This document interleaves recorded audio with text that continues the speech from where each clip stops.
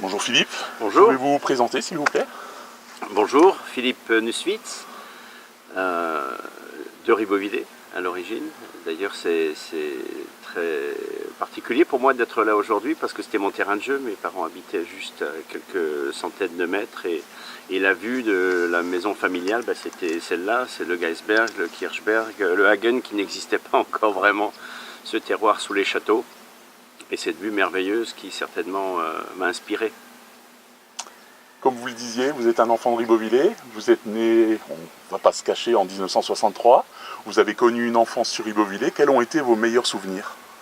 J'en ai énormément des souvenirs, mais des souvenirs lorsqu'on a le privilège d'habiter et de naître et de pouvoir se développer dans une commune comme Ribeauvillé, c'était merveilleux parce qu'en plus on avait toutes les écoles sur place, donc c'était facile. Le lycée, même si le lycée n'a pas été le collège, le lycée pour moi n'était pas une option parce que dès la fin du collège j'avais une envie, c'est d'aller dans la vie active, et la restauration m'a attiré de suite.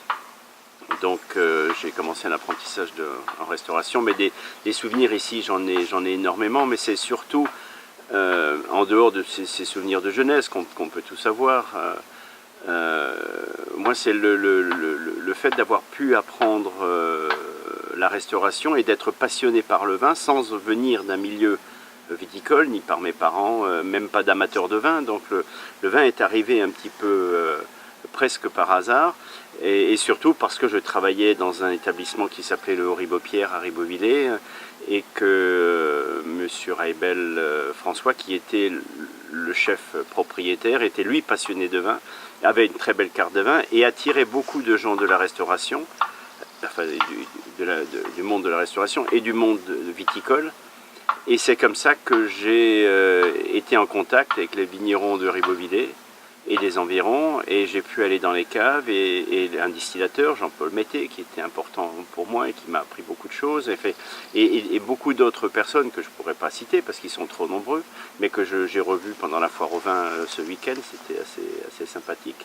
Et voilà, donc avoir cette proximité, pouvoir avoir le nez dans les cuves très tôt, et d'avoir pu faire des vendanges. Et je me rappelle de vendanges avec ma maman à la maison Fuchs très tôt. Ça m'a appris le contact de la vigne et du vin, et même si j'étais pas prédestiné à en faire un métier au départ, c'est devenu ma passion, et c'est toujours.